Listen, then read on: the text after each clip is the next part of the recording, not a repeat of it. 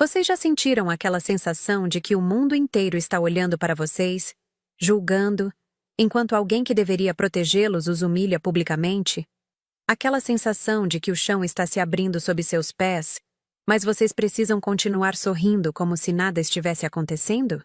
Eu estava ali, parada no meio da sala de estar do nosso apartamento, cercada por 30 pessoas que eu mal conhecia, ouvindo meu próprio marido dizer: Gente, vocês não imaginam como é difícil sustentar uma fracassada. A Marina nunca conseguiu nem um emprego decente. 3 anos casados e ela ainda vive às minhas custas, feito uma encostada. Os risos ecoaram pela sala como punhaladas. Algumas pessoas tentaram disfarçar o constrangimento, outras riram abertamente. Eu senti o sangue subir para o rosto, as mãos tremendo, segurando o copo de água que havia ido buscar na cozinha. Carlos estava lá, de terno novo, rindo como se tivesse contado a piada mais engraçada do mundo. Sério, Carlos, disse Roberto, um dos colegas de trabalho dele. Você precisa dar um ultimato para ela. Mulher tem que trabalhar também, cara. Já tentei, Carlos respondeu, gesticulando com a cerveja na mão. Mas ela sempre arruma uma desculpa. Ah, não encontro nada na minha área. Ah, o mercado está difícil. Desculpa de vagabunda. Naquele momento, olhando para o homem com quem eu havia me casado há 3 anos, o homem que prometeu me amar e me respeitar, eu soube que algo dentro de mim tinha se quebrado para sempre. Mas o que nenhum deles sabia, o que nem mesmo Carlos imaginava, era que em menos de 24 horas, minha vida mudaria de uma forma que eles jamais poderiam imaginar. O telefone tocou na manhã seguinte, e a voz do outro lado disse: Senhora Marina Santos, aqui é do Banco Santander, Departamento de Heranças. Tenho o prazer de informar que os trâmites legais da herança da senhora Eugênia Tavares foram finalizados. O valor de 50 milhões de reais está disponível para saque. Mas para entender como cheguei até aqui, preciso voltar um pouco no tempo. Quando conheci Carlos, há 5 anos, eu era uma arquiteta recém-formada, cheia de sonhos e planos. Trabalhava em um escritório pequeno, mas estava construindo meu portfólio, participando de concursos, sonhando com projetos próprios. Ele era vendedor em uma empresa de materiais de construção, carismático, engraçado, sempre com uma palavra de incentivo. Você vai longe, Marina, ele costumava dizer, beijando minha testa depois que eu passava noites desenhando projetos. Tenho certeza de que você vai ser uma arquiteta famosa. Nos casamos depois de 2 anos de namoro. Foi uma cerimônia simples, apenas família e amigos próximos. Eu estava radiante, completamente apaixonada, acreditando que havíamos encontrado nossa alma gêmea um no outro. Os primeiros meses foram maravilhosos. Carlos me apoiava em tudo, comemorava cada pequena vitória no trabalho, me consolava quando algum projeto não dava certo. Éramos parceiros, ou pelo menos eu achava que éramos. A mudança começou sutilmente. Primeiro foram pequenos comentários sobre meu salário. Amor, você já pensou em procurar algo melhor? Esse escritório paga muito pouco. Carlos, eu gosto do que faço. O dinheiro não é tudo. Claro que não, mas temos contas para pagar. E se a gente quiser comprar uma casa, ter filhos? Eu entendia a preocupação dele. Realmente meu salário não era alto, e arquitetura é uma área competitiva. Comecei a procurar outras oportunidades, mas o mercado estava difícil mesmo. Foi exatamente nessa época que recebi a ligação da doutora Helena, uma advogada que eu não conhecia. Senhorita Marina Santos? Meu nome é Helena Carvalho. Sou advogada especializada em direito sucessório. Preciso falar com a senhora sobre a herança da senhora Eugênia Tavares. Meu coração disparou. Tia Eugênia, a irmã mais velha da minha mãe, que havia morrido 2 anos antes. Elas nunca foram próximas. Tia Eugênia tinha se mudado para o exterior ainda jovem, construído uma vida lá, e só voltava ao Brasil esporadicamente. Herança? Perguntei confusa. Mas tia Eugênia mal nos conhecia. Pelo contrário, senhora Marina. Ela deixou instruções muito específicas. A senhora é a única herdeira de todos os seus bens. Fiquei em choque.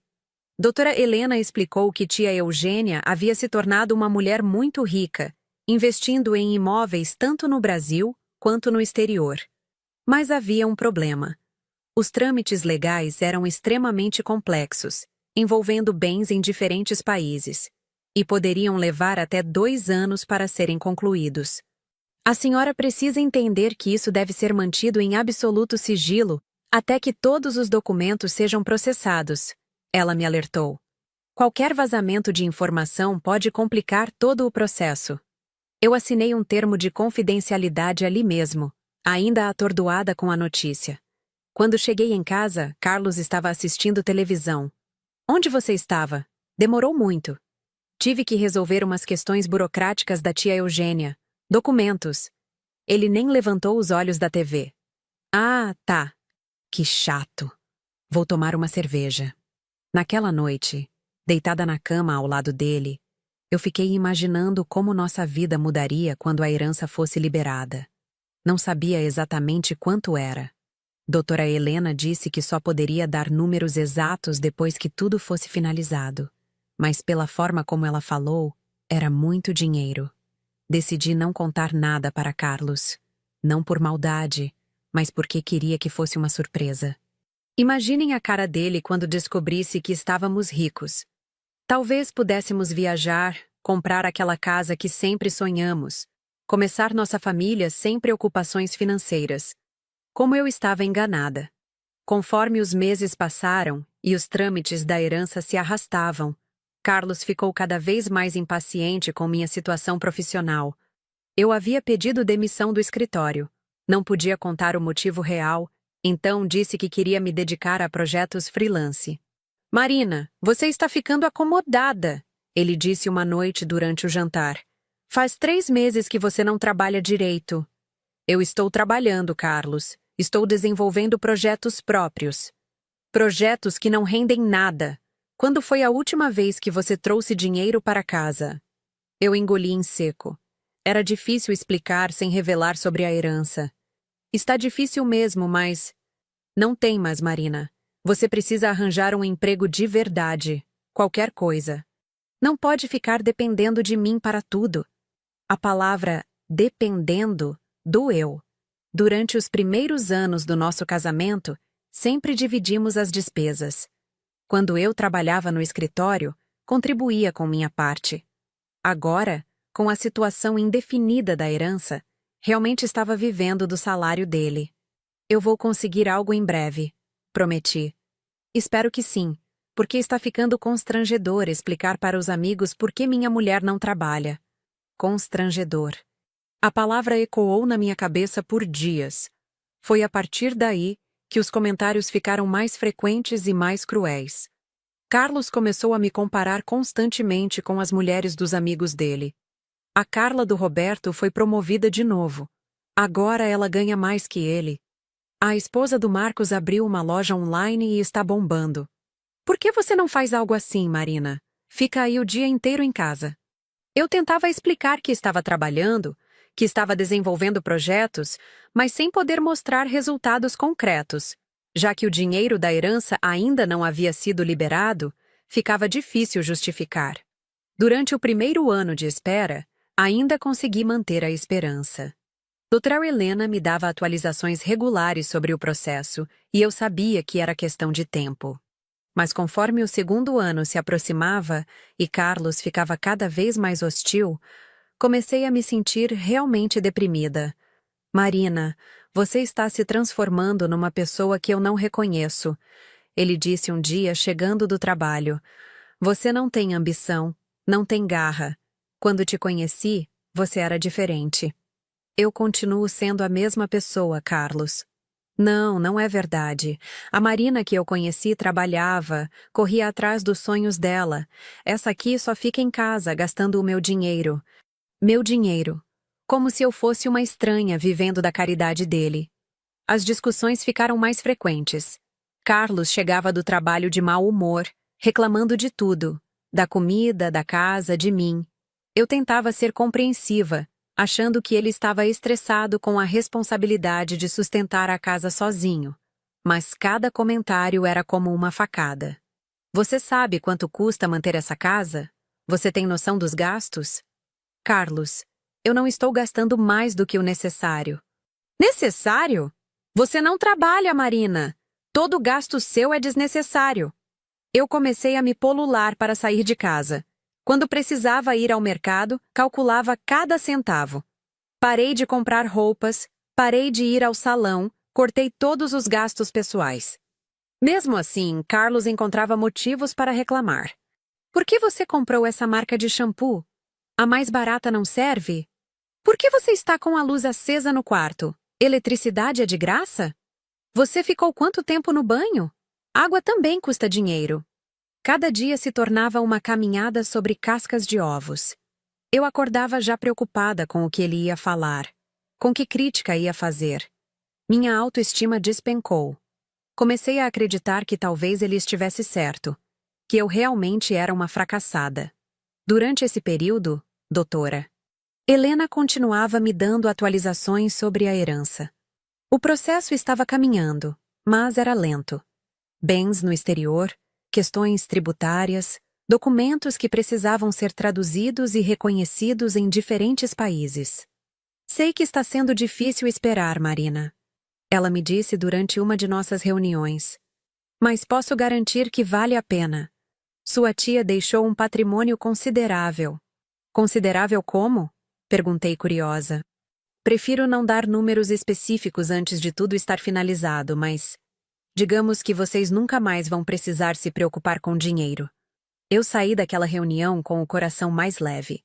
Logo tudo se resolveria. Logo Carlos veria que estava errado sobre mim. Logo poderíamos ser felizes de novo. Mas quando cheguei em casa, ele estava na sala com 2 amigos tomando cerveja. Oi, amor! Cumprimentei, tentando parecer animada. Onde você estava? Ele perguntou, sem nem olhar para mim. Resolvi algumas coisas na cidade. Coisas importantes, né? Tipo procurar emprego? Os amigos riram. Roberto balançou a cabeça. Carlos, cara, você precisa dar um basta nisso. Minha mulher trabalha desde os 18 anos. Pois é, concordou Marcos. A minha também. Não conseguiria ficar em casa sustentando vagabunda. A palavra vagabunda me atingiu como um tapa na cara. Fiquei ali, parada na porta da sala, ouvindo os 3 rirem como se eu não estivesse presente. Ah, deixa ela, Carlos disse, fazendo um gesto desdenhoso na minha direção. Ela já está acostumada com a vida boa. Saí da sala sem dizer nada. Fui para o quarto e chorei até não ter mais lágrimas.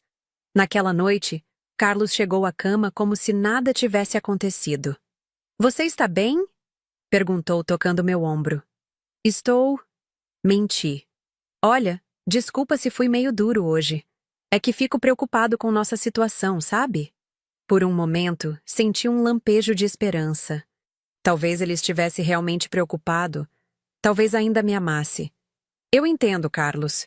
Mas você precisa confiar em mim. As coisas vão melhorar. Eu espero, Marina. Porque não posso ficar sustentando a gente sozinho para sempre. E assim foram os meses seguintes. Períodos de relativa paz, seguidos de explosões de raiva e humilhação. Carlos tinha uma habilidade impressionante de me fazer sentir culpada por tudo. Pela situação financeira, pelo estresse dele, até pelo mau tempo. Se você trabalhasse, eu não precisaria fazer tantas horas extras, ele dizia. Estou ficando doente de tanto trabalhar. Se você trabalhasse, poderíamos sair mais, fazer coisas legais. Reclamava quando eu sugeria algum programa barato.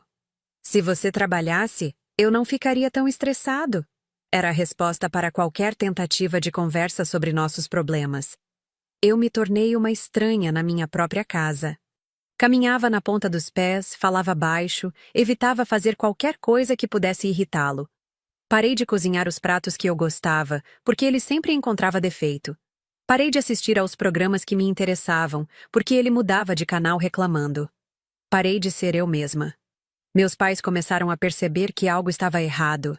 Quando eles ligavam, eu inventava desculpas para não falar muito tempo.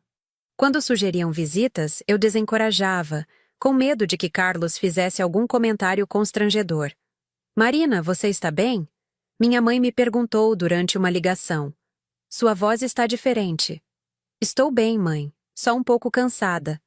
Cansada de quê? Você não está trabalhando. Até minha própria mãe. A frase dela ecoou na minha cabeça por dias. Será que todo mundo achava que eu era uma vagabunda? Será que Carlos tinha razão? Foi nessa época que comecei a ter insônia. Ficava horas acordada, olhando para o teto, me perguntando como minha vida havia chegado naquele ponto. Quando era criança, sonhava em ser independente, forte, bem-sucedida. E ali estava eu, aos 28 anos, me sentindo como um fardo na vida de todo mundo. Chegou o momento em que comecei a evitar sair de casa. Tinha medo de encontrar conhecidos que perguntassem sobre meu trabalho. Tinha medo dos olhares de pena ou julgamento. Carlos, claro, reclamava disso também. Você está ficando estranha, Marina. Não quer sair, não quer ver ninguém. Está virando uma ermitã. Eu só não estou com vontade. Não está com vontade de nada mesmo. Nem de procurar emprego. Era sempre a mesma ladainha. Emprego, emprego, emprego. Como se fosse a única coisa que determinasse meu valor como pessoa. Foi então que ele começou a falar sobre mim para outras pessoas, mesmo quando eu estava presente. Como se eu fosse invisível, como se minha opinião não importasse. Em reuniões de família, ele contava para todos sobre minha fase difícil. A Marina está passando por uma fase complicada, ele dizia para meus próprios pais. Não consegue se readaptar ao mercado de trabalho. Carlos, eu não preciso que você fale por mim. Eu protestei uma vez. Desculpa, amor. É que fico preocupado com você. Mas o tom dele não era de preocupação. Era de condescendência, como se eu fosse uma criança problemática que ele tinha que explicar para os adultos. Com os amigos dele, era ainda pior. Eu me tornei motivo de piada constante. A Marina está na fase sabática dela. Ele ria. Explorando o potencial de dona de casa. Deve ser bom, né, Marina? Roberto me perguntou uma vez. Vida de madame. Eu sorri amarelo, sem saber o que responder. Qualquer coisa que eu dissesse seria usada contra mim depois.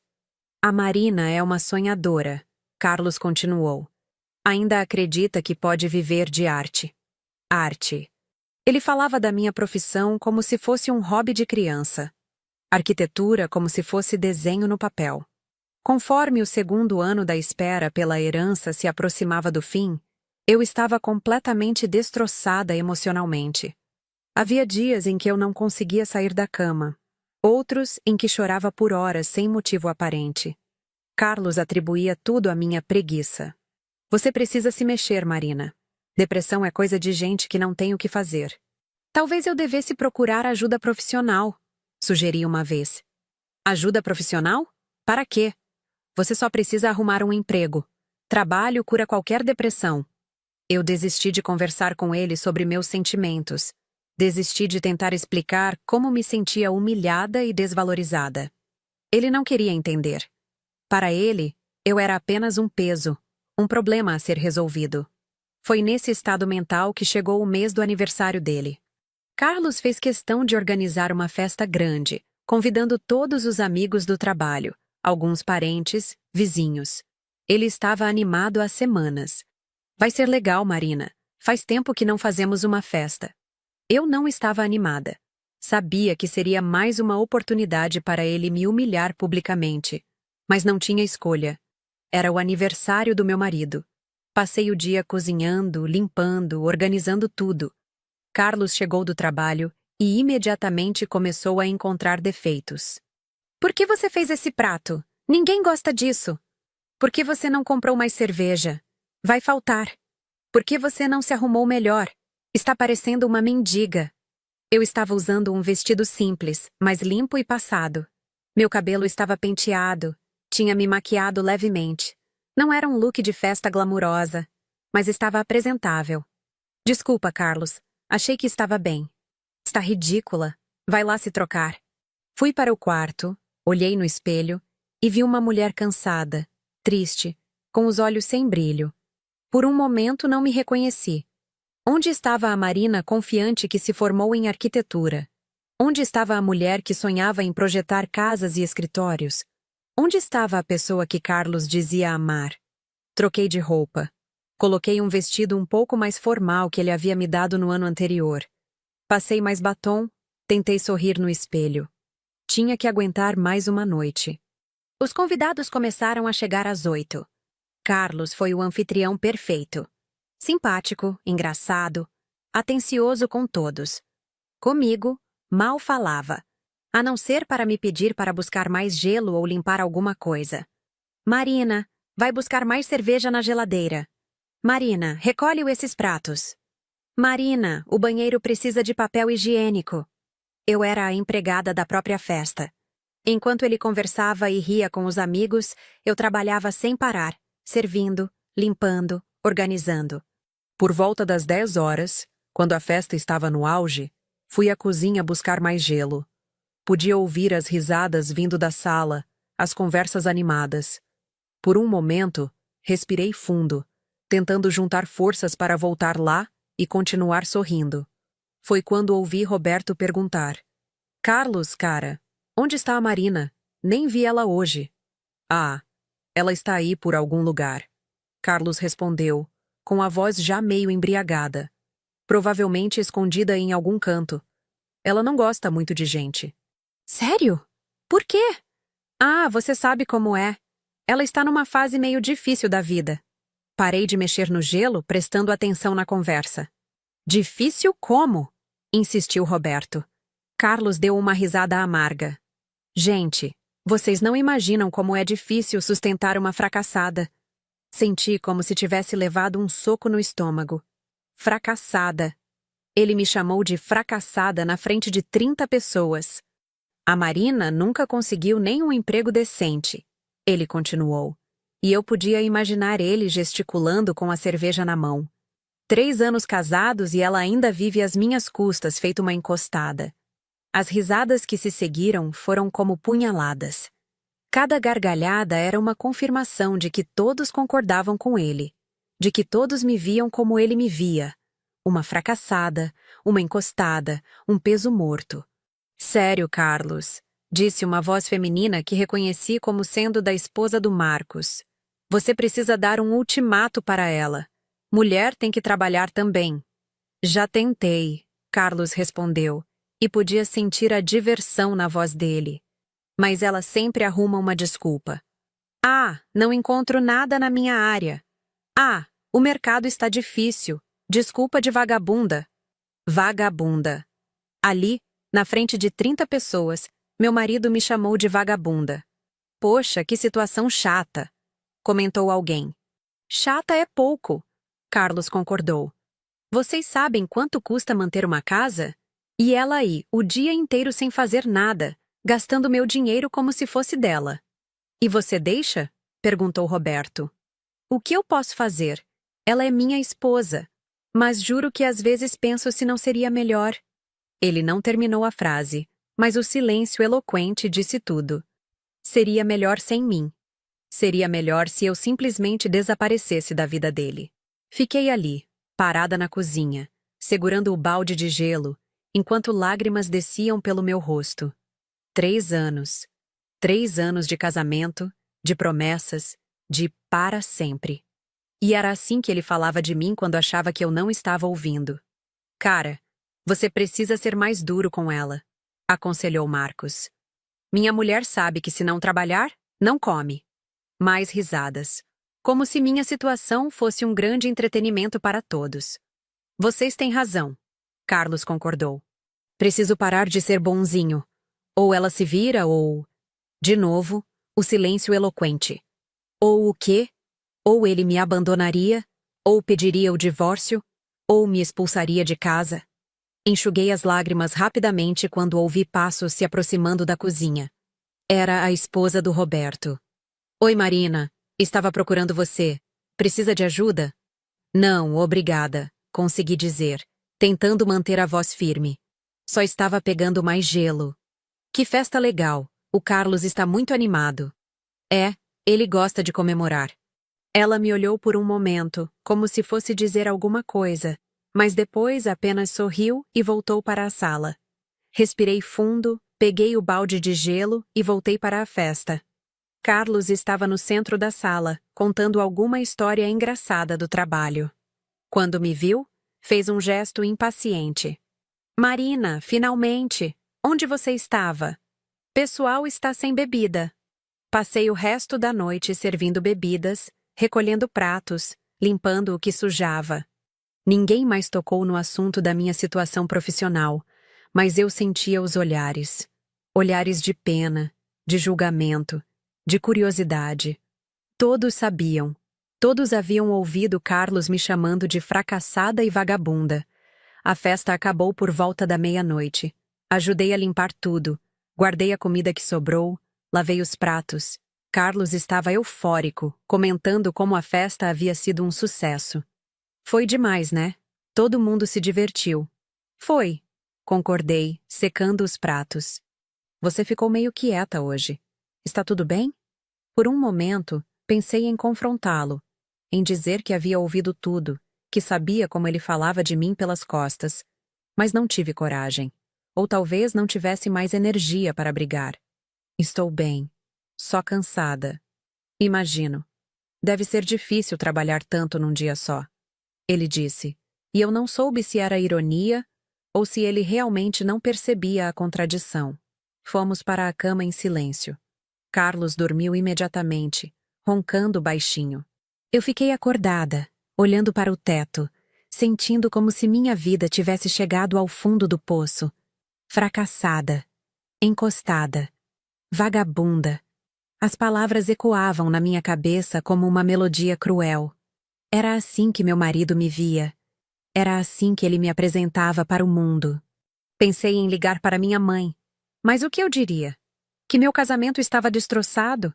Que eu estava vivendo como uma prisioneira na minha própria casa? Que o homem que prometeu me amar me humilhava publicamente? Pensei em ligar para a doutora Helena, perguntar se havia alguma novidade sobre a herança. Mas eram 2 da manhã, e ela já havia me dito que seria questão de semanas para a finalização. Semanas. Apenas algumas semanas e tudo mudaria. Se ao menos eu conseguisse aguentar mais um pouco. Acabei adormecendo só de manhã, quando Carlos já estava se levantando para trabalhar. Ele tomou banho, se vestiu, tomou café, tudo sem dizer uma palavra para mim. Quando estava saindo, apenas disse: "Vou trabalhar. Alguém tem que sustentar essa casa." A porta bateu com força, e eu fiquei sozinha com meus pensamentos e minha dor. Fiquei na cama até quase meio-dia, sem vontade de me levantar. Quando finalmente me levantei, a casa ainda estava bagunçada dos restos da festa. Copos esquecidos, cinzeiros cheios, o cheiro de cerveja impregnado no ar. Comecei a limpar mecanicamente, tentando não pensar em nada. Mas as palavras de Carlos continuavam ecoando na minha cabeça. Fracassada, encostada, vagabunda. Talvez ele estivesse certo. Talvez eu realmente fosse tudo isso. Talvez eu merecesse toda a humilhação, todo o desprezo. Talvez... O telefone tocou às 2 da tarde, interrompendo meus pensamentos sombrios. Era um número que eu não reconhecia. Alô? Senhora. Marina Santos? Sim, sou eu. Aqui é do Banco Santander, Departamento de Heranças. Meu nome é Dr. Rodrigo Silva. Tenho o prazer de informar que os trâmites legais da herança da senhora Eugênia Tavares foram finalizados. Meu coração parou. Depois, disparou. Como? Quer dizer que... Isso mesmo, senhora. O valor de 50 milhões de reais está disponível para saque. Além disso, a senhora também herdou um portfólio de imóveis avaliado em aproximadamente 30 milhões. 50 milhões. 30 milhões. 80 milhões de reais no total. Senhora, está me ouvindo? Sim, eu... Desculpe, é que foi uma surpresa. Imagino. A doutora Helena Carvalho gostaria de encontrá-la hoje mesmo para finalizar os últimos detalhes. A senhora poderia comparecer ao escritório às 4 da tarde? Claro, claro. Eu estarei lá. Perfeito. E parabéns, senhora Marina. A senhora é uma mulher muito rica. Desliguei o telefone com as mãos tremendo. 80 milhões de reais. 80 milhões. Olhei ao redor da casa bagunçada, Lembrei das palavras de Carlos na noite anterior. Pensei em todos os meses de humilhação. E pela primeira vez em 2 anos, sorri de verdade. Tomei um banho demorado, me arrumei com cuidado e saí para encontrar a doutora Helena. No caminho passei pela empresa onde Carlos trabalhava, Materiais de Construção Mendonça em Associados. Sempre que passava por ali, sentia uma pontada de tristeza, lembrando de como ele falava mal de mim para os colegas. Hoje, olhei para o prédio pequeno e pensei: interessante. O escritório da doutora Helena ficava no centro da cidade, um prédio elegante de vidro e aço. Quando cheguei, ela me recebeu com um sorriso enorme. Marina, finalmente chegou o grande dia. Ela me levou para sua sala e espalhou documentos sobre a mesa. Contratos, escrituras, extratos bancários. Era impressionante ver minha assinatura em tantos papéis oficiais. Sua tia era uma mulher extraordinária. Doutora. Helena comentou enquanto organizávamos os documentos. Começou com uma pequena herança dos pais e construiu um império imobiliário. Ela me disse que escolheu você como herdeira porque viu potencial em você. Potencial? Perguntei curiosa. Sim. Ela acompanhava sua carreira pela internet, viu seus projetos de arquitetura. Disse que você tinha visão e talento, que só precisava de uma oportunidade. Lágrimas começaram a descer pelo meu rosto. Alguém havia acreditado em mim. Alguém havia visto valor no meu trabalho quando nem eu mesma conseguia mais ver. Ela deixou uma carta para você. Doutora Helena continuou, me entregando um envelope lacrado. Abri com mãos trêmulas. A letra era delicada, cuidadosa. Querida Marina, se você está lendo isto, significa que os trâmites finalmente foram concluídos. Peço desculpas pela demora. Questões legais internacionais são sempre complicadas. Espero que estes recursos permitam que você realize todos os seus sonhos. Lembre-se, você é mais forte do que imagina, mais talentosa do que acredita, e merece todo o sucesso do mundo. Use bem este dinheiro. Use-o para ser feliz. Com amor, tia Eugênia. Chorei por uns 5 minutos ali mesmo, no escritório. 2 anos de espera, 2 anos de humilhação, 2 anos me sentindo inútil, e agora descobria que alguém acreditava em mim desde o início. Agora vamos aos detalhes práticos, doutora Helena disse, me oferecendo um lenço. O dinheiro já está depositado em uma conta que abrimos em seu nome. Aqui estão os cartões e documentos, e esta pasta contém informações sobre os imóveis. Comecei a folhear a pasta e quase desmaiei. Tia Eugênia possuía propriedades em São Paulo, Rio de Janeiro, Brasília, além de apartamentos em Miami e Lisboa. Mas o que me chamou a atenção foi uma entrada específica. Edifício Comercial Mendonça, Rua das Palmeiras, 450. Doutora Helena, perguntei, com o coração disparando. Este edifício aqui? É aquele prédio comercial no centro da cidade? Sim, exatamente. Sua tia comprou há 3 anos. É um investimento excelente. Está sempre com ocupação total. Era o prédio onde Carlos trabalhava.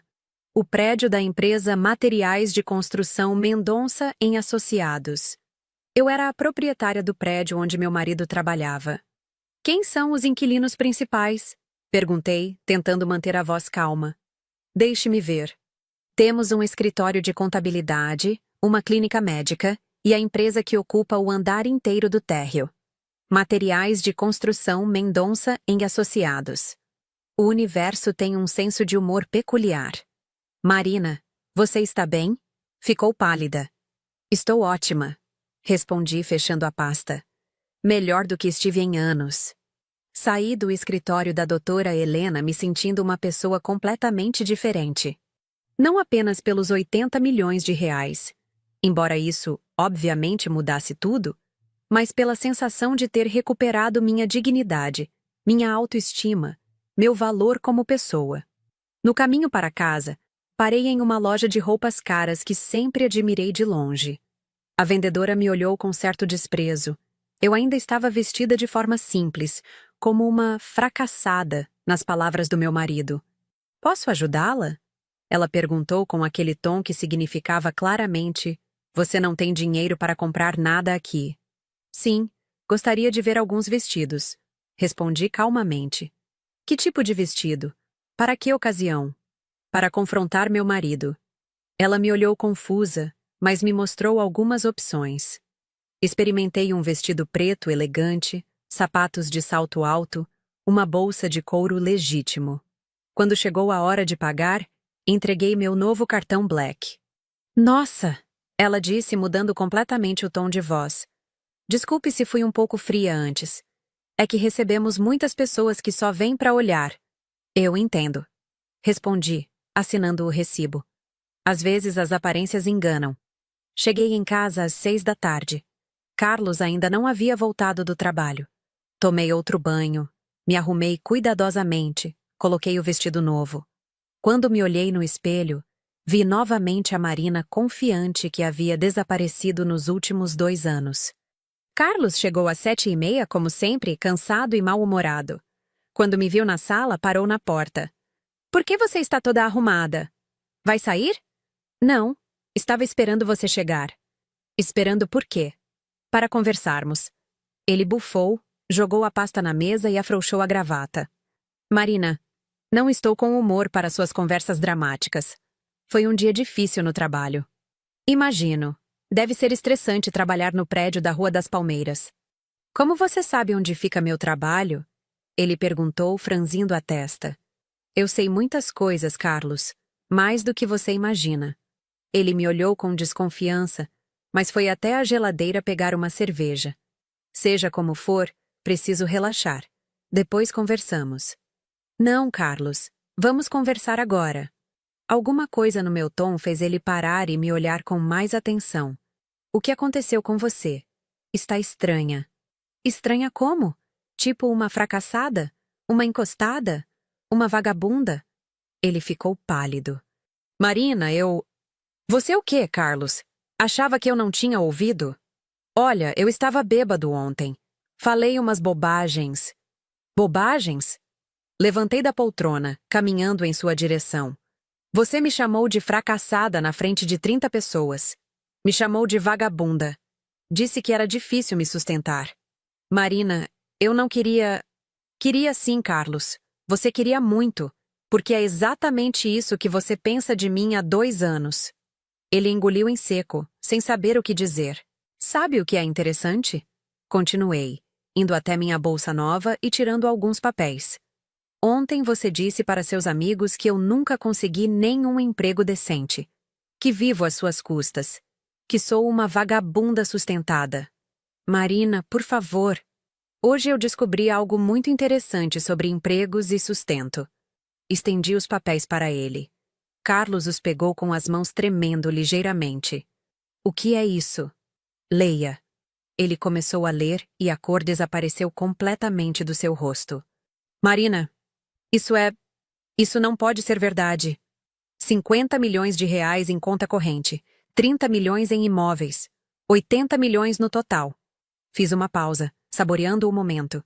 Herança da minha tia Eugênia. Carlos deixou os papéis caírem no chão. 80 milhões? Isso mesmo. A fracassada aqui é milionária, Carlos.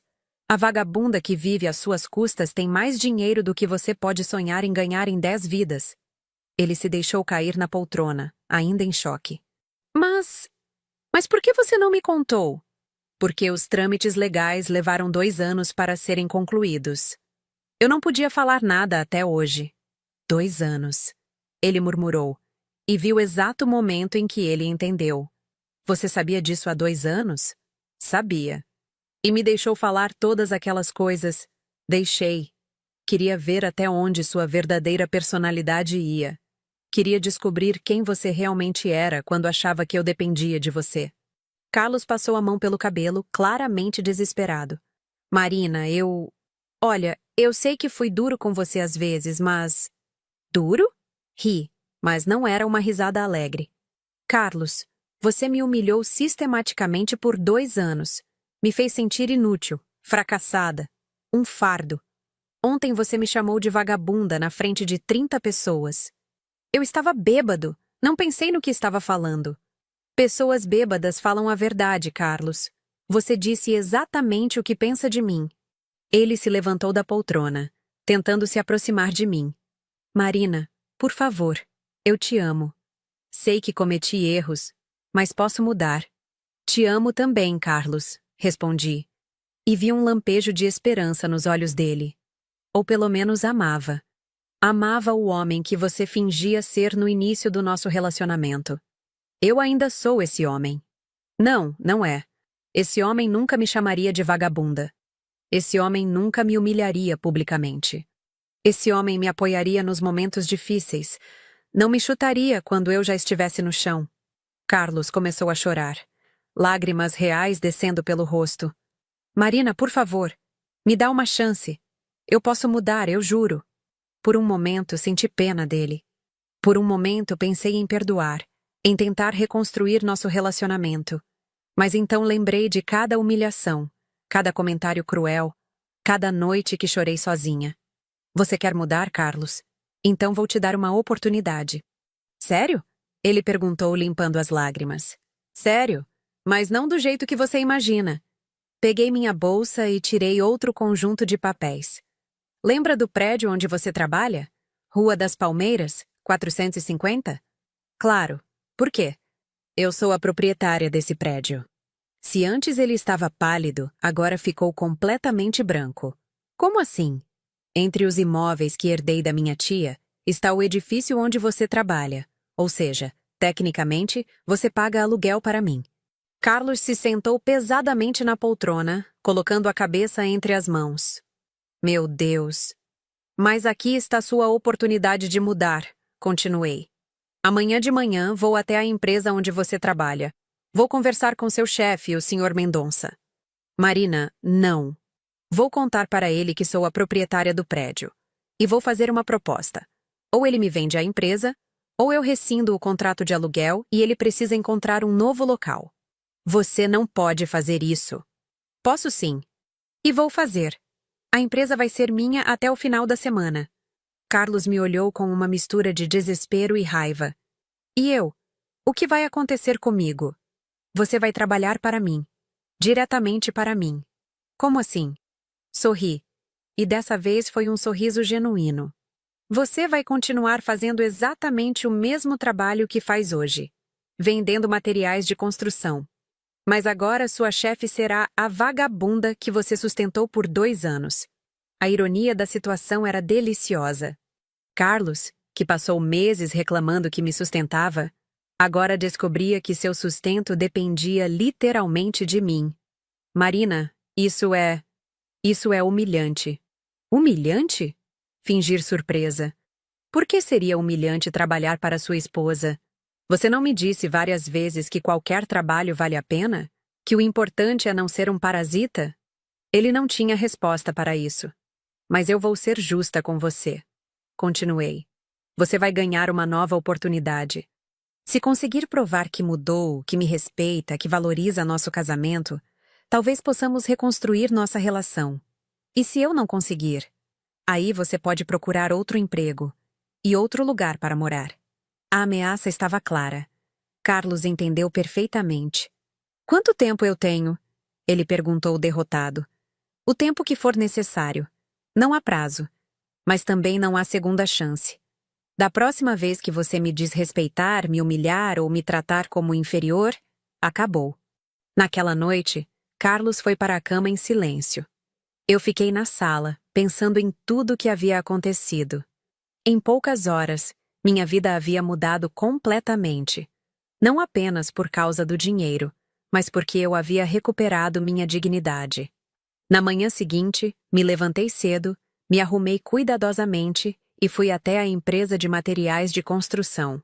O Sr. Mendonça, um homem na casa dos 60 anos, me recebeu em sua sala.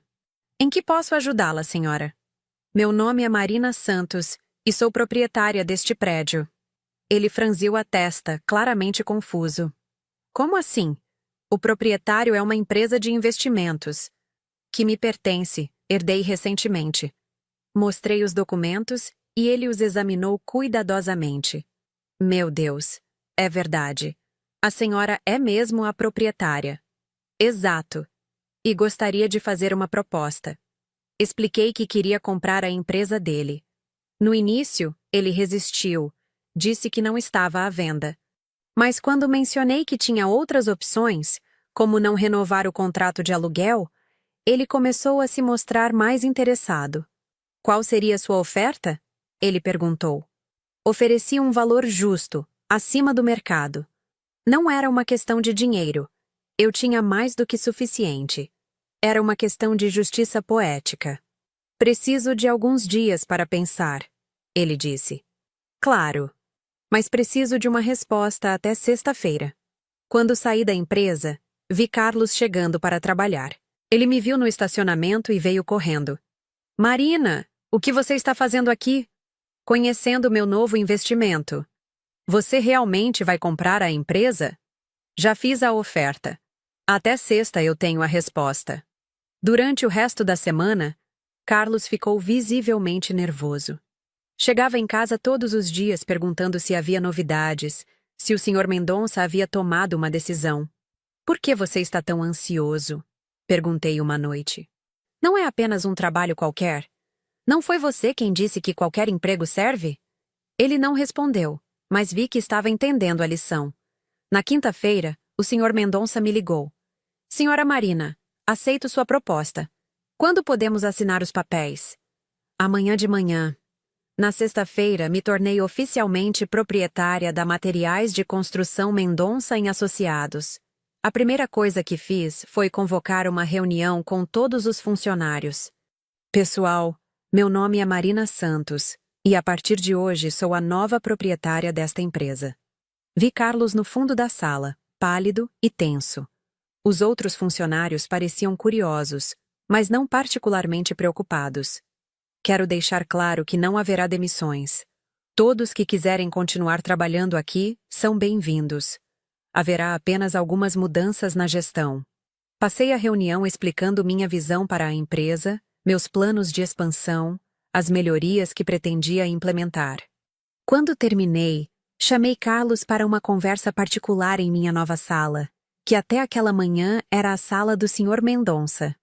Sente-se, disse, apontando para a cadeira em frente à minha mesa. Marina, agora você vai me ouvir com atenção. A partir de hoje você trabalha para mim, diretamente para mim. Vai continuar na área de vendas, mas agora vai me reportar todos os resultados. Tudo bem. E quero deixar uma coisa muito clara. Aqui na empresa, você me trata como sua chefe. É senhora Marina ou Marina. Nunca apenas Marina ou amor ou qualquer outra coisa. Entendido? Ele engoliu em seco. Entendido, senhora Marina. Ótimo, agora pode voltar ao trabalho. Quando Carlos saiu da sala, senti uma satisfação profunda. Não era vingança, era justiça. Durante 2 anos, ele me fez sentir inferior, dependente, inútil. Agora ele ia sentir na pele o que era depender de alguém que ele havia desrespeitado. As semanas seguintes foram reveladoras. Carlos chegava em casa todos os dias contando como havia sido estranho trabalhar para mim. É diferente, ele admitiu uma noite durante o jantar. Você é uma chefe muito competente. Surpreso? Perguntei. Um pouco, ele confessou. Você tem ideias que eu nunca pensei. E os fornecedores te respeitam muito. Era verdade. Minha formação em arquitetura me dava uma compreensão diferente do negócio de materiais de construção. Eu sabia do que estava falando quando discutia especificações técnicas, quando negociava contratos, quando planejava estratégias de venda. Sabe, Carlos continuou, eu acho que nunca te dei o devido valor. Não, você nunca deu. Você pode me perdoar? Olhei para ele por um longo momento. Nas últimas semanas ele havia mudado. Não drasticamente, mas havia mudado. Era mais respeitoso em casa, mais atencioso, mais considerado. Carlos, perdão não é algo que se pede uma vez e pronto. Perdão é algo que se conquista todos os dias. Eu entendo. Você me machucou muito. Não apenas com as palavras de ontem, mas com 2 anos de desrespeito constante. Eu sei. E me arrependo. Arrependimento também não basta. Você precisa me mostrar que realmente mudou. Durante os meses seguintes, Carlos se esforçou genuinamente para mudar. Na empresa, era um funcionário exemplar, pontual, dedicado, respeitoso. Em casa, voltou a ser atencioso, carinhoso, parceiro. Mas eu ainda não conseguia esquecer completamente. Às vezes, quando ele falava algo ou fazia algum gesto, eu lembrava das humilhações passadas. A confiança, uma vez quebrada, é difícil de reconstruir. Foi então que aconteceu algo inesperado. Roberto, um dos amigos que estavam na festa fatídica, apareceu na empresa uma tarde. Ele precisava de materiais para uma reforma, e Carlos o estava atendendo. Marina? Roberto me viu no corredor e ficou confuso. O que você está fazendo aqui? Trabalho aqui, respondi simplesmente. Ah, que bom, conseguiu um emprego. Carlos, que estava mostrando catálogos para Roberto, ficou vermelho. Roberto, na verdade, Roberto, eu interrompi. Eu sou a proprietária desta empresa. O queixo dele caiu. Como assim? Eu comprei a empresa alguns meses atrás. O Carlos trabalha para mim agora. Roberto olhou de mim para Carlos, claramente tentando processar a informação. Mas você não estava desempregada? O Carlos sempre dizia. O Carlos dizia muitas coisas, respondi calmamente. Nem todas verdadeiras. Naquele momento, vi Carlos se encolher de vergonha. Ele sabia que Roberto estava lembrando da festa, das coisas que ele havia dito sobre mim. Marina, Carlos murmurou. Talvez possamos conversar sobre isso depois. Não há nada para conversar, Carlos. Roberto, precisa de mais alguma coisa? Posso pedir para outro vendedor atendê-lo. Não, não, Roberto disse rapidamente. O Carlos pode continuar me atendendo. Quando me afastei, ouvi Roberto perguntando baixinho. Cara, que história é essa? Você não disse que sua mulher era uma fracassada? Não ouvi a resposta de Carlos, mas imagino que tenha sido constrangedora. Naquela noite, Carlos chegou em casa particularmente quieto. Durante o jantar, ele finalmente falou. Marina, sobre hoje, com o Roberto, o que tem? Eu sei que foi constrangedor, para você e para mim. Foi constrangedor para você, Carlos. Para mim foi libertador. Como assim? Finalmente uma das pessoas que ouviram você me chamando de fracassada descobriu a verdade. Descobriu quem realmente sustenta quem nesta relação. Carlos suspirou profundamente. Você nunca vai me perdoar completamente, vai? A pergunta me pegou de surpresa. Fiquei em silêncio por um momento, pensando honestamente sobre ela. Carlos, perdoar não significa esquecer. Perdoar não significa fingir que nada aconteceu. Perdoar significa escolher não usar o passado como arma no presente. E você escolheu me perdoar? Estou escolhendo tentar. Todos os dias eu acordo e escolho tentar. Mas você também precisa escolher, todos os dias, ser uma pessoa melhor do que era. Ele assentiu com lágrimas nos olhos. Eu escolho, Marina. Todos os dias eu escolho. Foi a partir daquele dia que começamos lentamente a reconstruir nosso relacionamento. Não voltou a ser como antes. Seria impossível. Mas se tornou algo novo, mais maduro, mais honesto.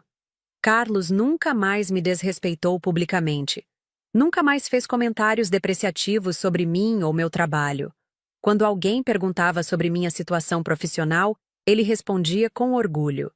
Minha esposa é empresária, muito bem-sucedida. 6 meses depois de ter comprado a empresa, decidi fazer algumas mudanças. Promovi Carlos para gerente de vendas, não por favorecimento, mas porque ele realmente havia se mostrado competente e dedicado. Marina, quer dizer, senhora Marina, ele me disse no dia em que anunciei sua promoção. Obrigado pela oportunidade. Você conquistou essa promoção, Carlos, com trabalho e dedicação.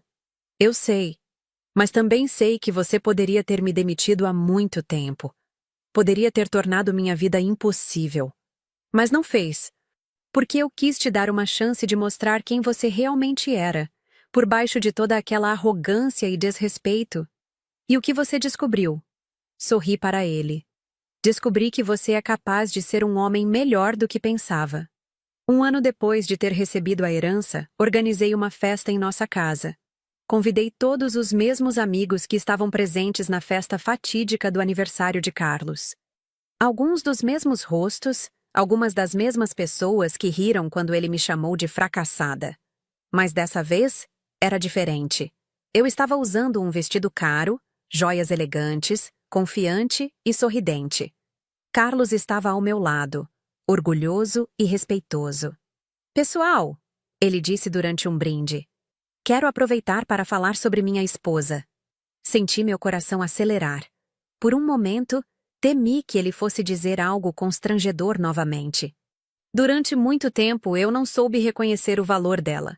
Achei que sucesso se media apenas em salário mensal, em horário de trabalho, em coisas superficiais. Olhei para ele surpresa com a direção do discurso. Hoje eu sei que Marina sempre foi uma mulher extraordinária. Inteligente, talentosa, determinada. E eu tive a sorte de ela me perdoar por ter sido cego a isso. Os convidados aplaudiram. Roberto, que estava presente, me olhou com uma expressão de respeito que não existia um ano antes. E agora? Carlos continuou. Ela é não apenas minha esposa, mas também minha chefe. E posso dizer com orgulho que trabalhar para ela tem sido uma das melhores experiências da minha carreira. Mais aplausos. Algumas pessoas riram, mas era uma risada de admiração, não de deboche. Depois da festa, quando estávamos limpando a casa juntos, Carlos me perguntou: como você se sente agora, comparado com a festa do ano passado? Pensei por um momento. Sinto que finalmente sou vista pelo que sempre fui.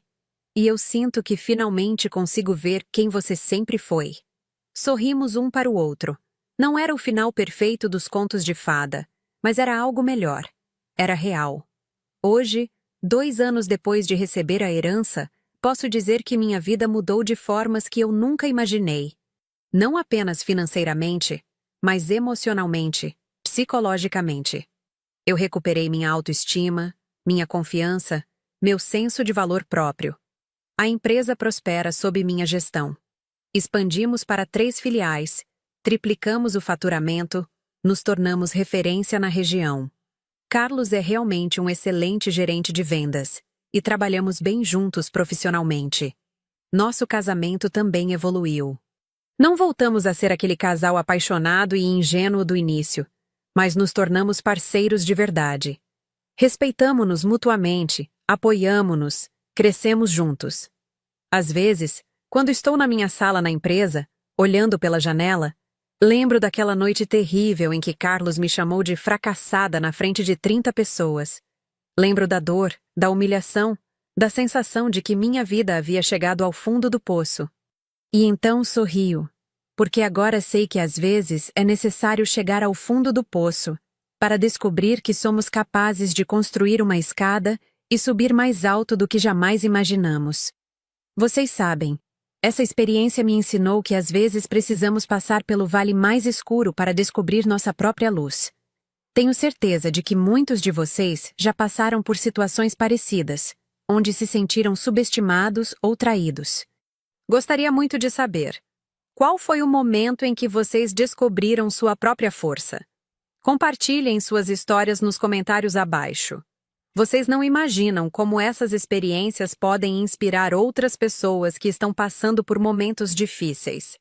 E se esta história tocou seu coração de alguma forma, deixem um like para que mais pessoas possam encontrar essas narrativas de superação. Às vezes, tudo o que precisamos é saber que não estamos sozinhos em nossas lutas. Lembrem-se, vocês são mais fortes do que imaginam, mais valiosos do que acreditam, e merecem todo o respeito e amor do mundo.